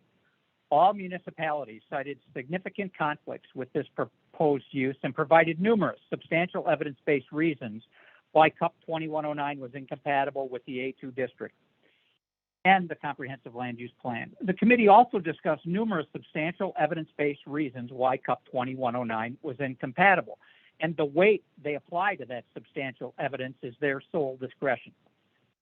Procedurally, I believe the committee correctly used and applied the applicable Chapter 30 ordinance. They looked at impact and compatibility to determine whether it was compatible with the zoning district. They considered the basis of approval to determine whether it would or would not impact the health, general welfare, safety, and economic prosperity of the town. After carefully considering Cup 2109, the committee determined the proposed conditional use was incompatible with the purpose of the zoning district, and the application failed to meet the four basis of approval categories that Cup 2109 would not negatively impact the neighbors, neighboring lands, and waters within the Shoreline district. They didn't say the application was incomplete. They said the application didn't show these things, would not happen. please affirm the committee's decision to deny CUP 2109 by denying Chelmo Appeal 2101. The record of the public hearing is clear. The record shows the committee carefully considered and weighed all the evidence presented for and against CUP 2109. The committee followed and applied the applicable ordinance.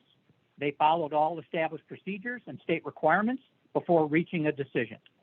Although the applicant is understandably unhappy with the result, the committee fairly determined that there was substantial evidence to warrant disapproval due to the unique problems CUP 2109 presents at this particular location. Therefore, I respectfully ask that you please deny this appeal upon review of the record. Thank you for your time, and thank you for your service to Burnett County.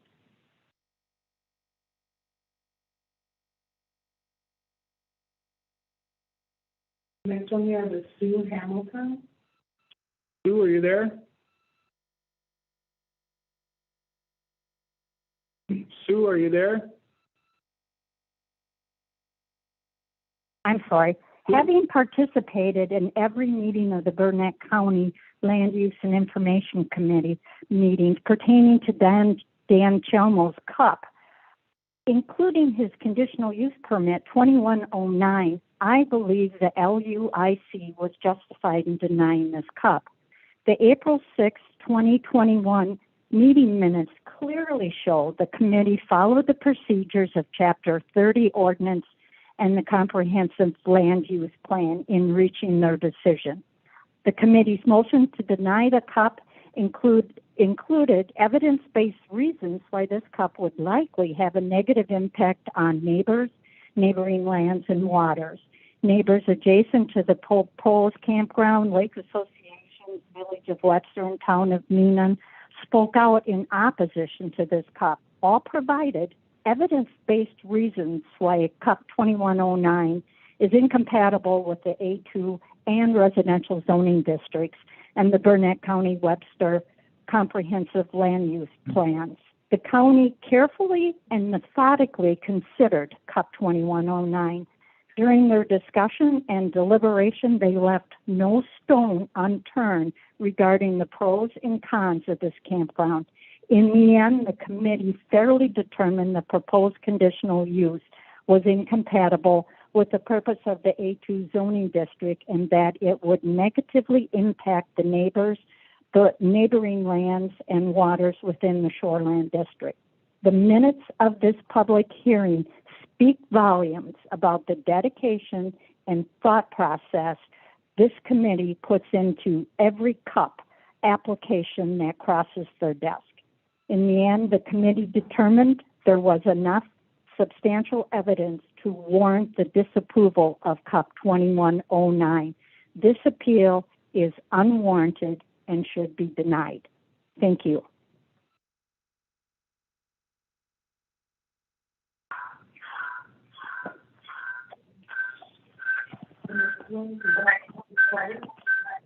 Gene, are you there? I'm here.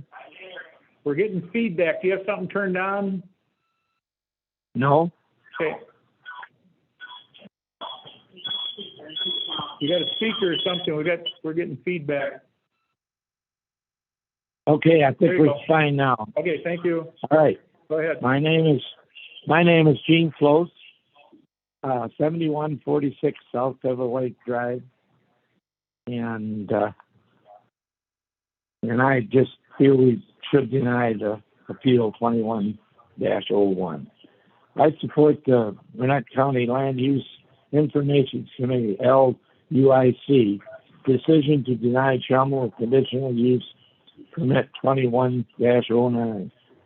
The minutes of the April LUIC meeting accurately reflects the proposed conditions used conflicting with the Burnett County Comprehensive Land Use Plan and was incomplete with the proposed statement of the A2 zoning district. Additional, the neighbors, multiplied lake associations, the Village of Webster, and the Town of Neenah provided substantial evidence this CUP was incapable with incomplete A2 district. Procedurally, the committee correctly applied the Chapter 30 ordinance to guide and reached their decision by reviewing the campground for impact, compatibility with a comprehensive plan, and 4 basic approval categories: health, general welfare, safety, and economical prosperity. After careful consideration in CUP 21-09, the committee determined the campground was incapable with the proposed of the A2 zoning district, and it would have negative impact on the neighboring lands, and waters within the Shoreline district. Please affirm the committee's decision on CUP 21-09 by denying the Chalmo Appeal 2101. This record of the public hearing clearly shows the county carefully considered and weighed all the evidence presented for or against the Chalmo campground, and they followed all the established procedures before reaching a decision. Although Chalmo is understandably unhappy with the results, the committee fairly determined there was substantial evidence to warrant disapproval due to the unique problems CUP 2109 presents at this particular location. Please deny this appeal. Thank you.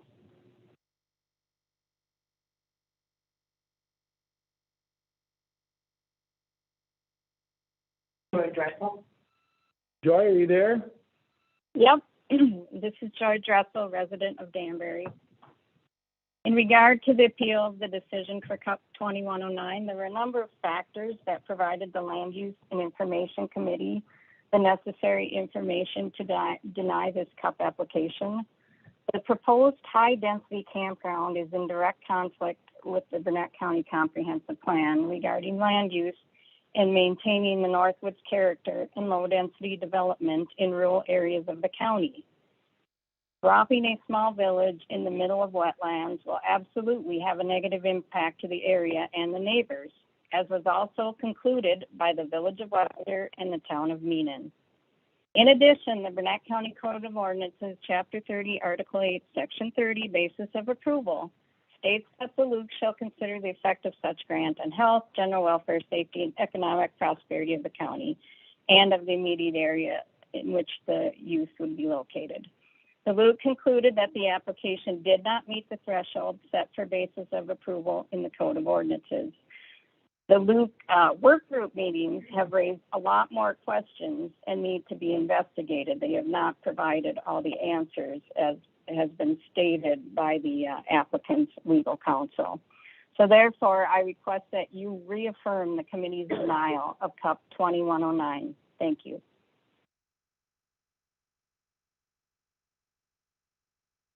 Tom, are you there? Yep, I'm here. Go ahead. All right, BOA members, we support the Land Use Committee decision to deny Chalmo CUP 2109. Some reasons are changing the land use from farming to high-intensity commercial RV park and campground. This is the complete opposite of farmland use. Also, it would affect the environment, welfare, safety, and of our beautiful county. Some examples are more pollution to the already overcrowded Devil's Lake, this disruption of habitat on Yellow River, and the increase of traffic on County Road A and State Road 35. The addition of 90 long-term RV sites adjacent to the town of Webster increases the number of dwellings by 30% in the village of Webster. It will have a negative impact on local services such as police, fire, rescue, first responders. The townships of Meenan and Oakland already have 2 large RV campgrounds within 1 mile of Chalmo's proposed campground.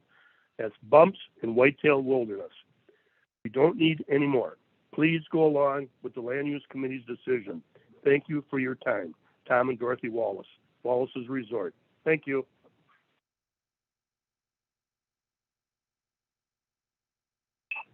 Doug Thompson. Doug, are you there? Yes, I am. Yeah, go ahead. Doug Thompson, 7150 South Devils Lake Drive. I support the decision to deny the Chalmo Conditional Use Permit 2109. As a neighbor and active community member, I want to convey my concerns as CUP 2109 would likely have a negative impact on the health, welfare, safety, and neighboring lands and water.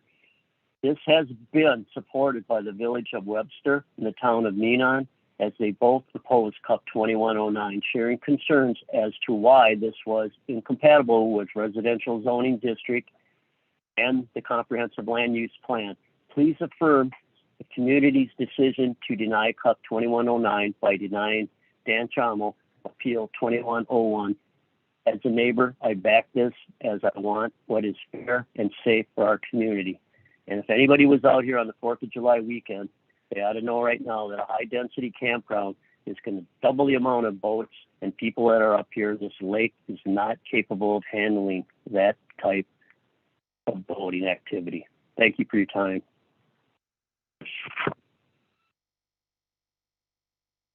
Greg Whitaker? Greg, you there? Yes, thank you. Can you hear me? Yeah, go ahead. Okay, my name is Greg Whitaker. I'm a resident of the Village of Webster. I live on the Yellow River directly across from the proposed campground, CUP 2109. Also on the village board for the Village of Webster, but I'm speaking as a resident. We have multiple concerns, my wife Christina and I, with CUP 2109 based on previously stated incompatibility with A2 zoning. Although this is a conditional use of A2 zoning, it is permissible but not appropriate based on place and time, especially based on basis of approval, health, general welfare, safety, economic prosperity. The village of letter wrote a letter of opposition specifically that we do not allow campgrounds in the village, and we would not want campgrounds directly against our borders. Furthermore, we never exercised extraterritorial authority. It's simply a state statute that allows us to form a committee. We were simply stating that the Chilmel property is within our extraterritorial zoning, and we would like more time to form a committee with other municipalities in the area to think about long-term planning. Variances should be based on 3 criteria, and clearly this meets none of them. There are substantial concerns. Everyone I've heard speak at a public hearing opposes this CUP, except the applicant and his legal. And here we are again. So I would urge you to deny this variance. There meets none of the criteria. There are significant conflicts in terms of safety and general welfare. Highway 35, County Road A, Devil's Lake, Yellow River, water pollution, noise pollution, light pollution, stress on the infrastructure, basically doubling our population. With that, I'll yield and thank you for your time. Christina Whitaker? Christina, are you there? I'm here. Go Thank ahead. you. This is Christina Whitaker. I'm an adjacent landowner along the Yellow River. You just heard from my husband. And I'm calling in today to support the Land Use Committee's decision to deny CUP 2109 on April 6, 2021. The meeting reflected how the proposed conditional use conflicted with the Burnett County Land Use Plan. It was not compatible with the intended use of an A2 zoning district. The motion to deny reflected the concerns that CUP 2109 would have a negative impact on the health, welfare, and safety of the neighbors, adjacent lands, and waters. In addition, multiple lake associations, neighbors, area residents, and the Village of Webster and Meaden Township all opposed this CUP. Concerns were expressed based on evidence showing several conflicts with proposed use and cited many reasons why this CUP was incompatible with A2 zoning, residential zoning areas, and a comprehensive land use plan. Injecting a commercial district in a residential area is a bad idea, and the committee made this determination. The committee followed the proper protocol in applying the Chapter 30 ordinance to deny this CUP. Careful consideration was given to determine the incompatibility and how the applicant failed to meet the 4 necessary approval categories. Please support the committee's decision to deny CUP 2109 by denying Appeal 2101. The public hearing, concerns over incompatibility, and the facts are all very clear. All the evidence presented for CUP 2109 was weighed carefully, and the committee used the appropriate applicable ordinance, followed the proper procedures and state requirements before making their final decision. There's an overwhelming amount of evidence to warrant the denial due to all the issues and problems that this cup presents. I'm asking all of you today to please deny this appeal. Thank you for your time.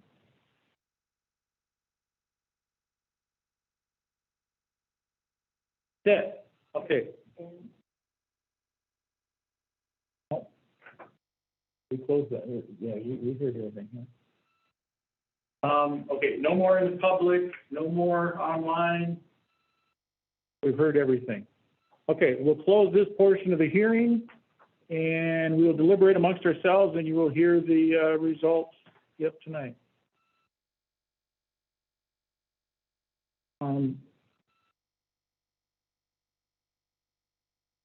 So in reviewing, we've been through all this, reviewing this, the legal publications were made by the county committee, all that was met. All their legal requirements that way and all that stuff was met. They reviewed everything that we've been listening to and all this information we've looked at, they've reviewed to make their decision.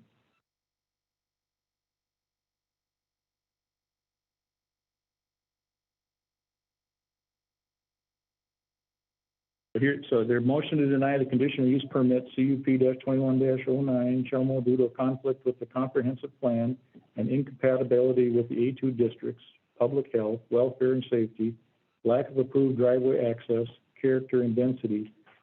Village of Webster and the town of Meenan wrote correspondence, both opposed, was made by Supervisor Oss, seconded by Supervisor Conroy. Roll call vote, and so the motion was carried to deny. Looking at some of this information, one key one, well, a couple comments. One is that the high density area now because you've got the 2 campgrounds within a mile, you've got the restaurant across the road, so the traffic here is an issue. And I don't think that was really addressed here. It either comes off the state highway or the county, but they never did on that hill on that corner. It's all wetland all the way to that corner hill. That's not a good situation. So where they're going to come off, none of that. I think you need more information on that to be able to make a good decision on this. But I'm really concerned. And then they have some information. It's 2016 road reports. Where the density and stuff that's changed tremendously just in the last year and a half. Right.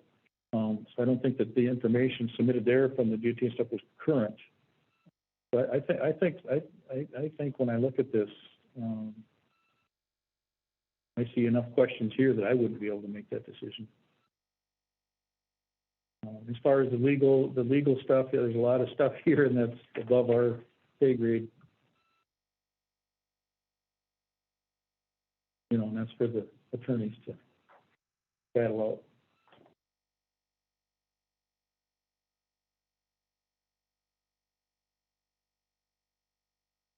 Any comments? No, like I said, Mr. Chelmo's attorney, I think, did a good job in his report that stated stuff. As you stated, I am no attorney. So for me to sit and argue over the legal rights of A2 or the legal rights of the village or the town to oppose an opposition, whether or not that is an actual zoning regulation or a opinion, is up to the attorneys to follow. I would like to see in the future the county maybe get their attorney more heavily involved at a time, but that's a procedural thing that I think the county board and the land use committee needs to address. At this point, to me, this is looks like a great civil case or something like a case where the appeal would go, because I think your statement is correct. It's about my pay grade to argue legally against pros or cons against said situation.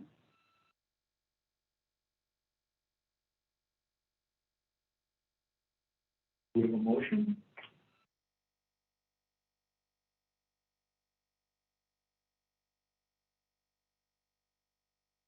I'll make a motion that we uphold the county's decision to deny the appeal of 2101 based on all of the evidence of what we've been given. Follow the procedure. I'll second. A motion and a second to uphold the county's decision and deny the variance as required, or the appeal as requested. All in favor, signify by saying aye. Aye. Carried.